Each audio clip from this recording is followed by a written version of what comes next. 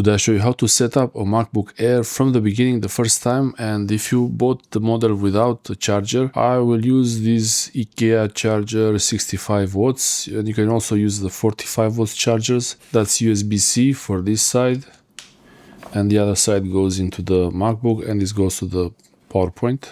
Your Mac comes with a battery that's already charged, so it's kind of ready to use. This is the front. Here I have the charging port, the MagSafe 3 charging port, and two Thunderbolt ports, Thunderbolt 4, and then a headphone jack. And then nothing really at the back. This is fit, which are pretty nice.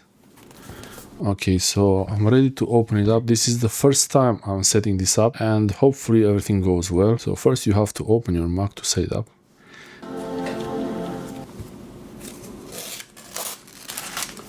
Okay, so by itself it started pretty quickly. I don't know, I think the screen looks pretty good. The screen is supposed to be the weak point of this laptop, but for me that looks okay. The keyboard is also a bit of a problem for me. This is the Quartz keyboard. Z is here. Για να χρησιμοποιηθούν τα ελληνικά ως η κύρια γλώσσα, πατήστε το click to return. Okay, that's the fingerprint scanner there.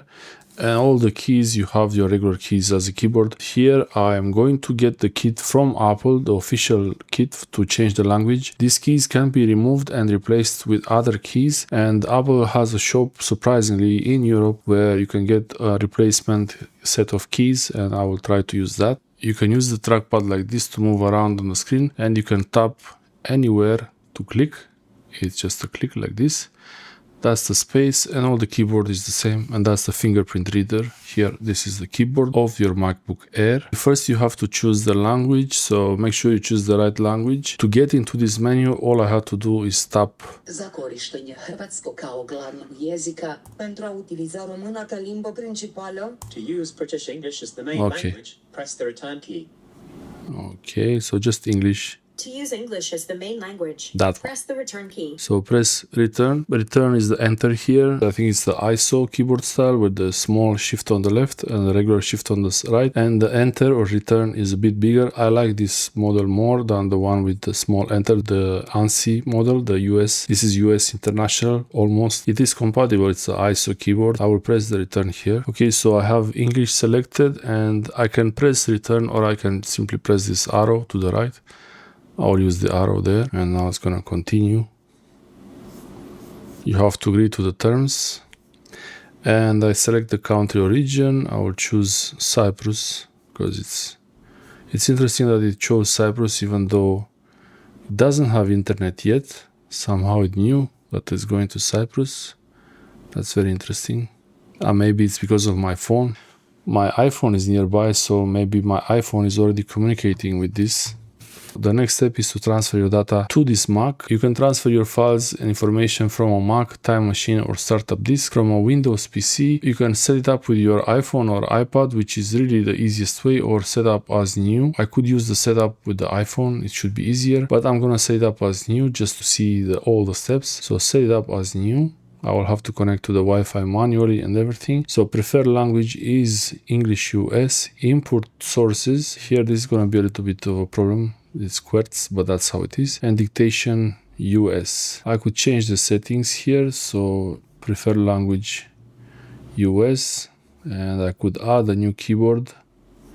I could add English, and then US International. I'll choose this one, add, and I'm gonna remove, or I will leave it. I could remove the Quartz. Remove Greek, keep only one language so it's easy, and then continue. Dictation, English, United States. Okay, continue. Accessibility. You can set up accessibility features here, voice, motor, hearing, or cognitive. Could do that later. And here I would have to connect to Wi-Fi network manually. It is recommended to connect to the Wi-Fi network now, and I will try to connect to this network, and I have to enter the password here. Okay, so I entered the password for the Wi-Fi and I press join, and hopefully I typed it right. Okay, so that works. Some information about data and privacy. You can read that. And now this is the important part. You have to create an account, and you can have multiple accounts on your Mac, and I could put here my name. Okay, and I could enter a password.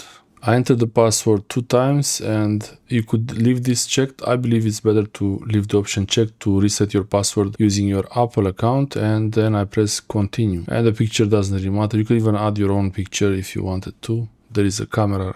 You could take a picture with your camera and add it here. So now it's creating the account and it's doing the setup. Should take a while. Okay, at this point I have to sign in with my Apple account, and I will fill in the Apple account details and continue. Okay, so now this is my Apple account, and press continue, and I will have to enter the password. I entered my password here. I already have an account. If you don't have an Apple account, you can create an Apple account, or if you forgot your password, you can use forgot password. Press continue. I get a verification message that if I allow it or not. I press allow. 667700. Okay, 667700, interesting number. And now it's gonna continue. This is not a touch screen, so it's not gonna do anything if you touch the screen. I have a lot of terms and conditions I have to agree to, so I'll just tap agree to everything. I'm not gonna read all that, that's for sure. And now it's setting up the account. This is gonna take a while. Okay, so enable location services on this Mac. I will allow that. And I don't want to have the option to analytics. Okay, continue. Screen time, all this. I could continue, I could set up now. So upper intelligence, live translations. Maybe skip this one. Enable ask Siri. Okay, continue. You could choose to enable these things or not. And okay, I will choose continue. Siri, how is the weather?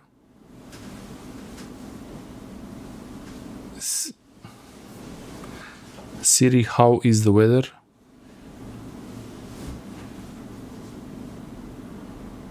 Hey Siri, send a message.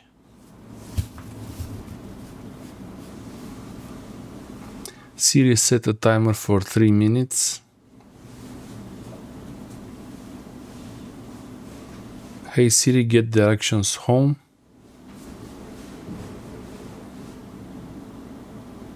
Siri, play some music.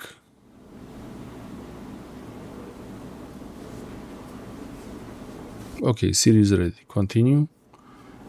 And not sharing, I'm not gonna share audio recordings. Okay, continue. And Touch ID, this is pretty important. The Touch ID feature is this button here. This is the power button and also the Touch ID.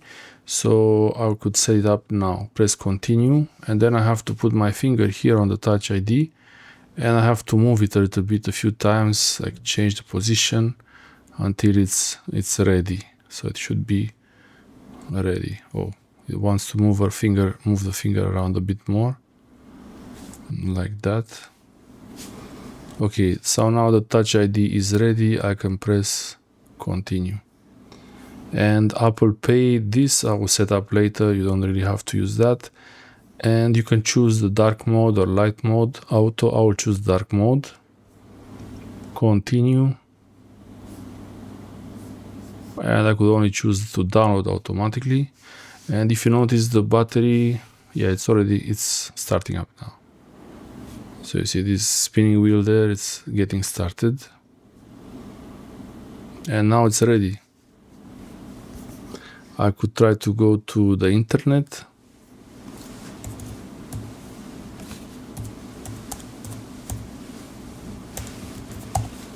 EANHowto.com.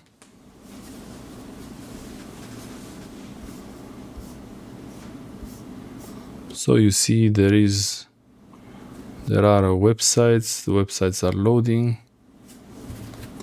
And also I got a notification on my iPhone that a device was added to my account. This is good to know.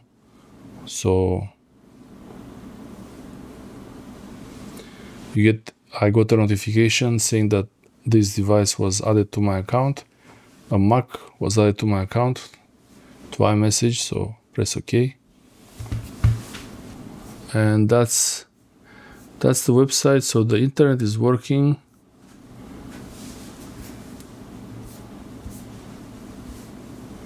Okay, the internet is working, and I want to see the battery level. So the battery level is at 76%. It's really ready to use. It came out of the box. I didn't charge it yet. I have the IKEA charger here with the MagSafe cable, so I could try to plug that in. So the MagSafe cable just plugs in like that. It clicks there, and then when you want to remove it, you flip it on the side, down or up. If you try to pull it, it's not easy to pull it, but like this, it's easy to remove it. Now this MacBook Air is set up as a new device, and you can see the about information. So that's my MacBook Air, 16 GB of memory. That's the serial number, and the version now is 26.5. It's going to update to 27 soon. That's the resolution of the screen. For screen recording is pretty good. And the capacity of the drive is 512, the size of the SSD on this, and 441 available. So that's pretty nice. And the information here looks the same as the iPhone. Really, if you use an iPhone, you will have more or less the same kind of information there. Okay, so the display brightness is adjusted automatically. Applications, that's how much storage space the applications are taking, macOS, and all that information there. So for display, I could change the brightness to maximum just to see how it looks like. In the evening, this is bright enough. I'm not going to take it outside. I'm not going to take it somewhere in the sun. And the color profile is color LCD. You don't need to change that. And I even have the personal hotspot from my iPhone. And all this information, this is the information about the battery. So I don't know how the battery will be like on this one. Hopefully it will be good. And if you want to reset your device, you can use the transfer or reset. You can use the migration assistant, or you can erase all the settings on this. These are all the options there. You can do these things.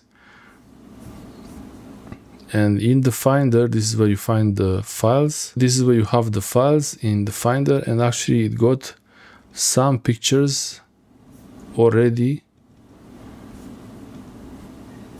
It got some pictures from iCloud, so that's interesting.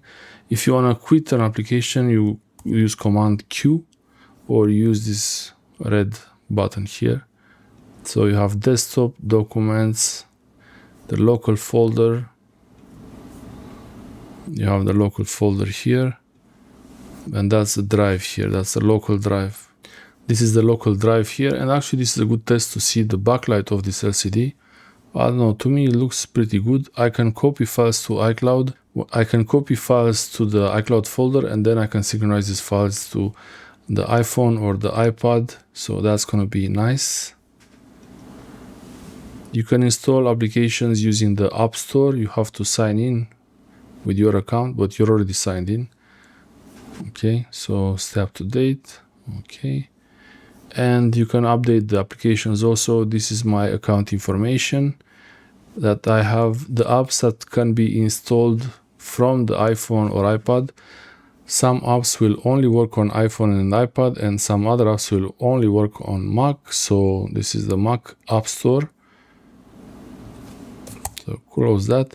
And if you want to update your operating system, if you want to update your Mac, go to General, then Software Update, and you can do all these updates.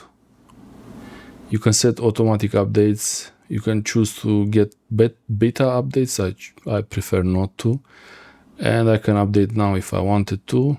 The update is for 26.5.2. So this is how you really set up a new Mac. Now this is ready. Any file that's on iCloud, it will synchronize automatically.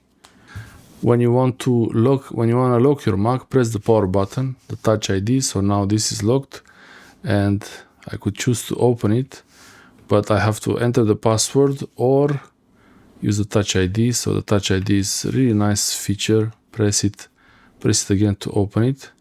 When you finish using your MacBook Air, go to this Apple logo here in the corner, And then you have the option to shut down. This is good to preserve the battery life.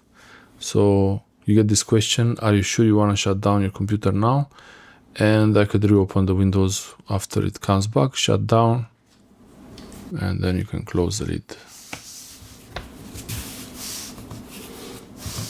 This lid, you should be able to open it without having to use two hands. It has this kind of opening sound. Okay, after restart, I have to enter the password, if I still remember it. Okay, I remember the password, that's nice. And all the windows are back open how they were before.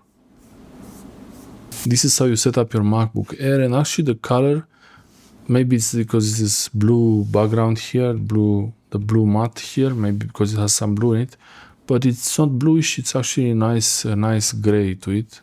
Maybe it is bluish, but for me it's a nice gray. So that's how the MacBook Air looks like, and it's pretty light. This thing is super light. Yeah, if you have a new MacBook Air or MacBook Pro, you should have a kind of a sleeve for it, just in case, but not a case for it, and especially not a screen protector. A screen protector might make a problem with the keyboard. If it's between the keyboard and the actual screen, that might be a problem. But it's nice to have a sleeve for it, and whenever you don't use it, keep it in the sleeve to be protected. I hope this helps you set up your MacBook Air or MacBook Pro. The process is really the same. MacBook Pro has written here MacBook Pro. The Air has less ports and it's also lighter. Thanks for watching. I hope this helps you.